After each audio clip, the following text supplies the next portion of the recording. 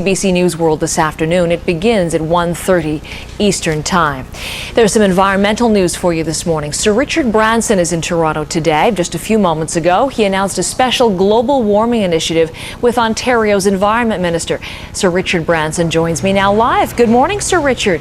Morning, nice to talk to you. Nice to talk to you. And in case anyone can't quite read the letters on your T-shirt, I'm going to be very specific. That says Flick Off. And that's the name of the initiative you're launching today. Tell me all about it. Yeah, no, we're launching an environmental campaign to try to get all Canadians, but also all people over the world to do their bit for the environment. And we're trying to do it, obviously, in a fun way, as you can see. We at Virgin have been doing quite a lot in trying to come up with alternative fuels, and we pledged all the profits from our airlines to tackle this problem.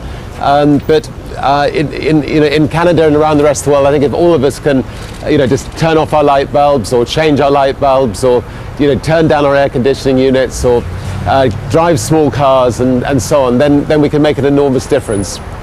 So as I listen to you, and I'm thinking that we know, of course, from your tremendously successful business initiatives, one of the things that you said to the British press that I was reading was that you really only get involved in business that businesses that you love, or things in which you have an intense personal interest. So translate that to the environmental agenda right now. What is it about the environment that's turned you on? Well, I have children, I'll have grandchildren, and hopefully we'll have great-grandchildren. And we've lived in this beautiful world, but equally, we've had a great party, and the party, I'm afraid, is nearly over. We're going to destroy the world for our children and for their children. So we've just got to do something to try to avert that happening.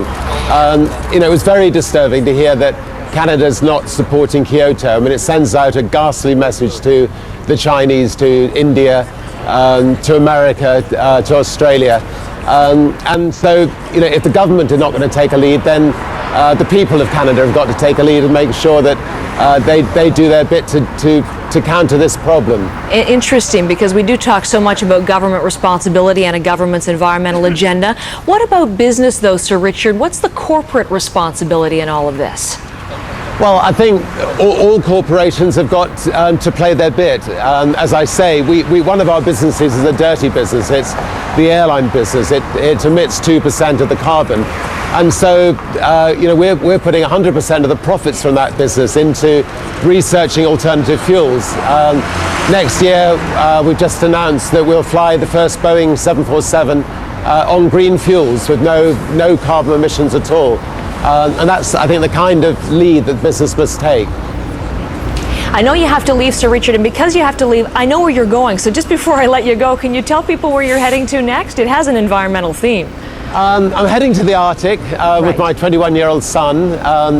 He's been up there training husky dogs, and we're going to spend 3 weeks crossing the Arctic doing a film with the Inuit and trying to show the world exactly what is happening to your beautiful part of Canada.